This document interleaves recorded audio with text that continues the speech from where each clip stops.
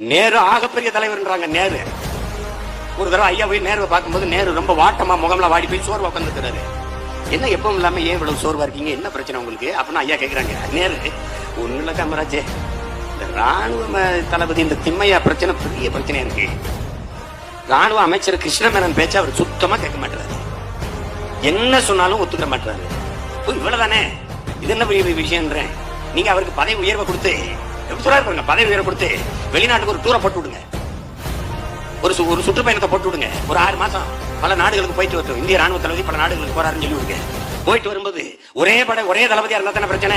முப்படையா பிரிச்சிருவோம், காலால் படை, கப்பல் படை, வான்படைன்னு பிரிச்சிருவோம். 3ஆ பிரிச்சு 3 தளபதியை போட்டு விட்டுருங்க, முடிஞ்சிருங்க. அதான் இது எனக்கு தோணலையே, அதான் சொல்லிட்டு போங்க. இன்னைக்கு நாட்டுல 3 முப்படை தளபதிகள் இருக்க காரணம் படிக்காத மாமேதை நமது ஐயா காமராஜருடைய ஆலோசனையும் அறிவுரை.